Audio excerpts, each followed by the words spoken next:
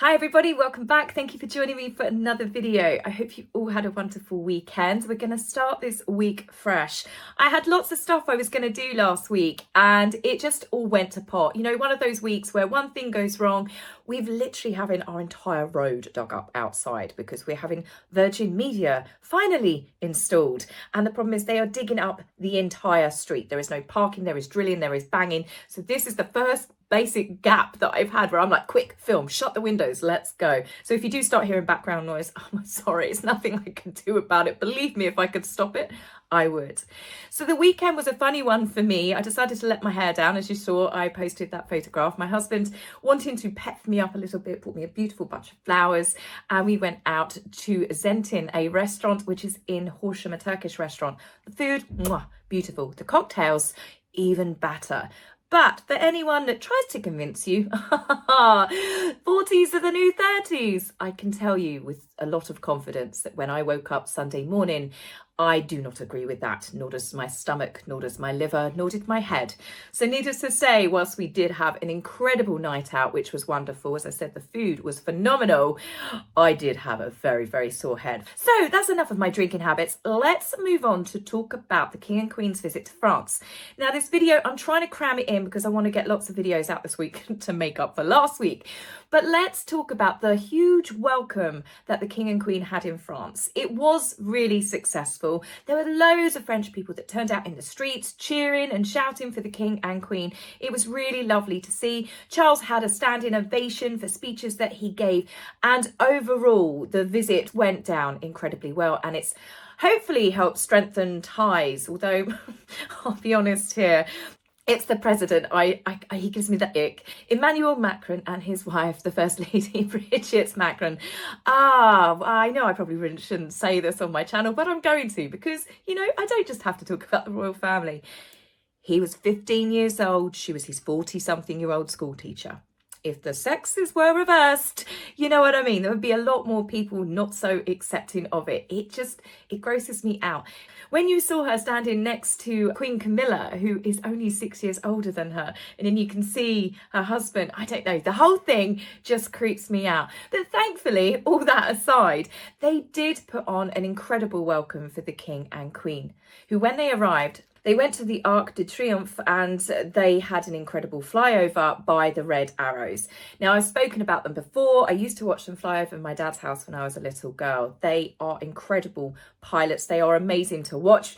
We have been blessed, obviously, with seeing the flyovers at the coronation recently, but they did put on a spectacular display. Now, speaking of spectacular, I have to say, me dressed in pink myself today, I did really like Camilla's outfit. That shade of pink really suited her. She's looked really well recently.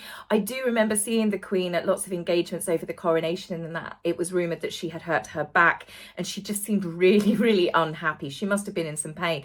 But recently when you're seeing her, she's knocking the outfits out of the park. She looks really happy and Charles couldn't look prouder having his wife by his side for such a historical state visit. Now, speaking of which, I have to say, Lady Macron and also the Queen were both dressed in Dior later on when they attended the state banquet at the Chateau de Versailles. And the Queen, well, as I said, both women were dressed, can I say this? I hope this doesn't offend anyone. Age appropriate? You know, sometimes there's another First Lady that sometimes dresses a little bit too young for her age. And both women looked absolutely stunning. But Camilla, the Queen, wow, that dress was beautiful. It's Dior Couture. They even spoke about it on social media. The blue, the fabric, she looked incredible. It was really understated, simple, but incredibly dramatic and regal. She wore the King George VI sapphire sweep set that was obviously previously worn by the late Queen Elizabeth. And she looked incredible. She had a really good blowout going on and I just thought she looked incredible. Now, I've got a real thing for Dior at the moment, and that's because last week I watched a film, one of the best films I have seen in years, called Mrs. Harris Goes to Paris. If you want to watch what I would call a perfect film, this is it. It made me laugh, it made me cry, it made me shout at the TV, but most importantly, despite all of these range of emotions, at the end of it, I was incredibly happy. It had one of those really beautiful, heartwarming perfect endings. It really was a joy to watch. But without giving too many details away, it's all to do with Mrs. Harris, who is a cleaner in post-war London. And she falls in love with a Dior dress that she sees in one of her clients' houses. And she decides that she is going to Paris and she's going to buy herself a Dior dress. And a really beautiful film. But then to see the Queen wearing Dior, it gave it all that much more pizzazz. But as for Meghan, where she was campaigning subtly, not subtly, to be an ambassador, a face of Dior, why would they dress a D-list duchess when they can quite literally dress a queen? So, seeing as we brought Madam up herself, let's get on to Meghan's latest appearance at an A-list Hollywood event, which naturally, as far as the media has taken it on board, it's all about Meghan, all about Mimi. There are so many articles coming out about how Meghan was dressed chicly. Well, I would say, as many people have said, this Carolina Herrera, who seems to be the only designer that's quite happy to continuously work with Meghan, or it's off the rack. But this coat, she looked like, well, I think the horse wore it better. It's got nothing to do with Meghan as herself, but the coat swamped her. She is a petite woman. She can wear 10-inch heels if she wants to. She is petite. She has really lost a lot of weight. She is tiny now. And to wear this great big thing, she looked like a turtle sticking its head out of a shell. And quite a few people have compared the hairstyle to olive oil. I've got to say, I can see it. I can really, truly see it. For the event, it's clearly obvious that Meghan decided that she was going to do a darker tan than what we're used to seeing on her. But as it looks like from Harry's hand, it seems that Meghan might have had some help. So what was this big, huge event that they attended? Well, this was the 1805 charity fundraiser, which helps to raise funds for emergency first responders and also gives out awards. And the founder is none other than Robin Hood himself, who is still trying to take money from the rich and help give to the less fortunate, and that is Kevin Costner. Kevin has unfortunately been in the news quite a lot lately due to a very public separation and then divorce battle, who decided that she was going to leave him and wanted to take everything from him. So maybe Harry might want to keep Kevin's number on speed dial. But given the interactions that I saw with Mr. Costner and the couple, despite the media push, I don't think that they'll be hanging out with him again anytime soon or until the next fundraiser. Harry and Meghan were not special guests. They had paid, I think it was something like $12,000 per seat to attend. You buy tables at these events.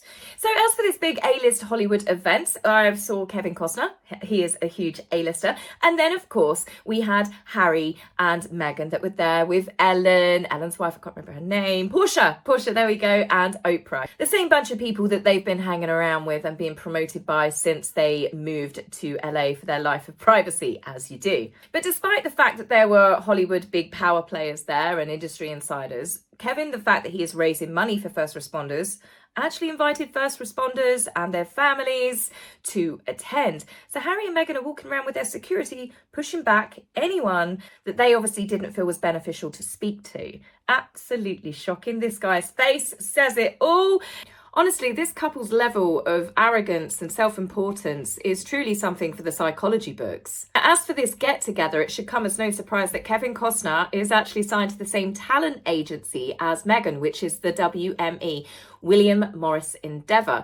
So I can guess that obviously aside from the first responders and some friends and family, I'd imagine that a lot of the people that are there are networking with WME clients. So you can see why this all came together. Lots of rich people hang around together all the time to do these events because they've got lots of money to blow, and it's really good for giving coverage. And of course, for someone like Meghan, it puts her face in the newspapers against A-listers' names. So for her, it's elevating herself into this Hollywood circle, which, I'm sorry, they're definitely still keeping the door closed on her.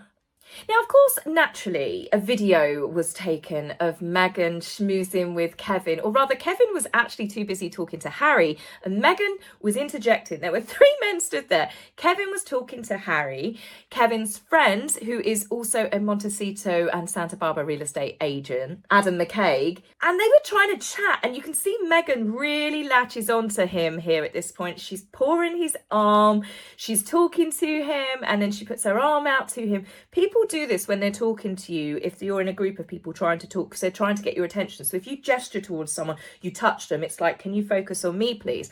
So at this point, poor Adam was the one that was getting it. And funnily enough, it has been leaked, and I don't know how true this is, because anyone could go on Quora or they could put it on Reddit.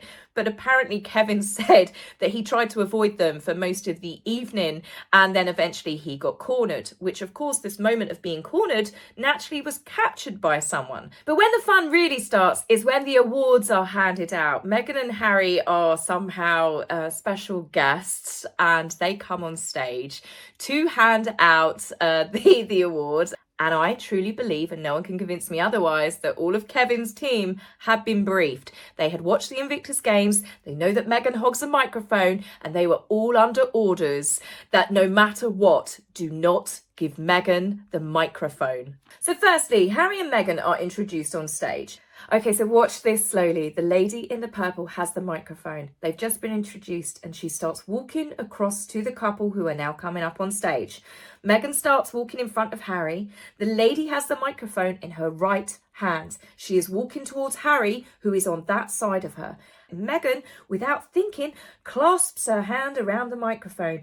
The lady then makes excuses as she was going the other way. She's like, oh no, I'm going that way. I nearly died watching this, you know, when you're like, oh. I watched it over and over and over, and I was like, oh yeah, no, she really was. She's like, Harry, no, give it to my wife. No, I'm going over that way. That is strike number one. So they continue to walk round to the table where Kevin, the hostess, and the awards are sitting there. Again, Meghan is the one that is walking in front, and Harry, of course, is sheepishly allowing this to happen. Now, the host in the red t-shirt goes again to give Harry the microphone because Harry is supposed to introduce Kevin Costner's award. Have a quick word. Harry stands back and gestures to the host, who is handing the microphone to him, to give it to Meghan instead. Meghan at this point has already picked up the award and she is holding it, right? So let's go back. So you can see the host in the red t-shirt going to give Harry the microphone. Harry gestures towards Meghan. He looks at Meghan, he laughs, he nervously pulls the microphone to his chest, puts his other arm underneath his chest. This is a sign of when someone is feeling maybe a little bit defensive. It's like a security blanket, a blocker. I know this because someone told me at work, if you cross your arms, it means you're being defensive. And he smiles, and it's really, really awkward. So then Harry then, in the way at this point, then awkwardly then goes round to stand at Meghan's side, and Meghan's face briefly drops. Now at this point, the woman in purple that had come along before, she actually comes in to save Mr. Red T-shirt's day, because she walks over and she hands him the microphone that she had taken around the other side of the stage to make it look like, oh, don't worry about that microphone, it's broken, here, have my one. He doesn't again try to give it to Harry, and he certainly doesn't give it to Meghan. I think she came in seeing how awkward this was beginning to look and was like, oh, take this one, take my one, this one will work, because that's the only reason why you just refused to give it to Meghan. Honestly, strike number 2 at this point. Again, I watched this like 5 times to make sure that I am reading the room correctly. Look at everyone's faces around them while this is going on. It's clearly obvious that Harry was the one that was meant to come on stage, being the prince. That still gives him a little bit more privilege than Meghan, to come on stage, to take the mic, to introduce Kevin Costner's award, and to hand the award to him. This is further backed up by another little clip, and this is when Meghan, as I said, she's already got hold of this award. She gestures for Harry to come forward. She gives the award to him like she's a mummy giving her child a present to go up on stage to present the teacher with. And then she touches his back and pushes him forward. Again, this is so embarrassing. It's treating him like a child. Harry allows it though, as I said, total simp. But you can just see this is Meghan not wanting to let go. She is so desperate to take the mic, to be the one handing the award out. She's not letting Harry have this moment, so she's touching him right until the very end. And if you look, her eye contact is just constantly staring at Kevin Costner. She does not drop her stare at him. Now, Harry's now walked over and he's in a situation, they've got no microphone. So he's tapping Kevin on the shoulder going, yeah, well done, man. Yeah, well done. Great. Yeah, thanks for having us. Kevin's got no microphone. So then Kevin's like, yeah, all right. And you can see he's not really smiling at all. He then has to lean over and get the microphone off of the host, who's now holding 2 microphones.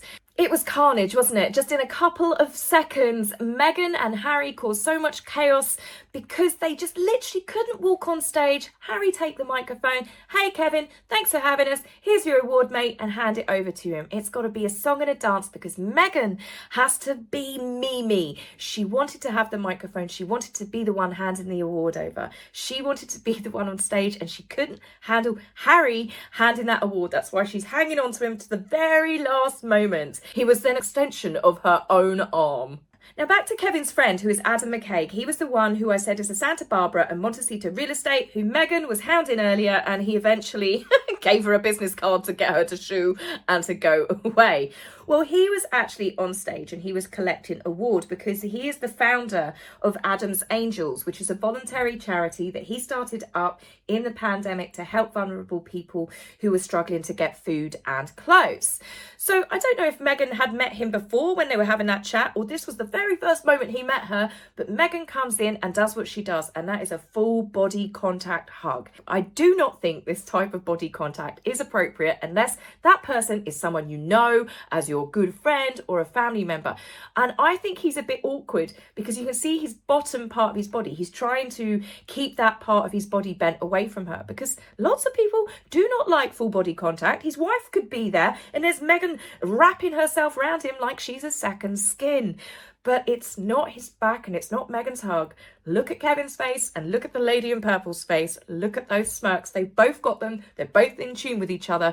Their smiles tell me that they know exactly what she's doing, and that is she's trying to make the moment about herself. It's what narcissists do. We've seen Meghan do it over and over and over. I think that truly Hollywood has absolutely got her number. I think she was only there, A, because she is Prince Harry's wife, B, because she has signed with WME, William Morris, the same as Kevin Costner. And the best thing about it is everyone knows that Meghan was there to hog the limelight, to hog the attention, to even hog a little bit of limelight away from the emergency first responders. That tells you absolutely everything. But Kevin and his team played a blinder where they managed to head Meghan off at the pass. And that is what the Invictus Games organisers should maybe look to do is, that is, do not let that woman get hold of a microphone. The moment that she couldn't do anything and she couldn't speak down the microphone, it was game over for her and it just looked awkward as hell. And do you know what? It was the entertainment that I didn't realise that I needed. So feel free to go back and watch that several times. Anyway, guys, I will be back with you tomorrow because we need to talk about an NDA that Meghan and Harry have reportedly tried to slap on a school and school children. There has got to be so much more to that story because it makes you think, what is it that they're trying to cover up? Anyway, that's it for me, guys, and I will see you tomorrow. Take care for now. Bye.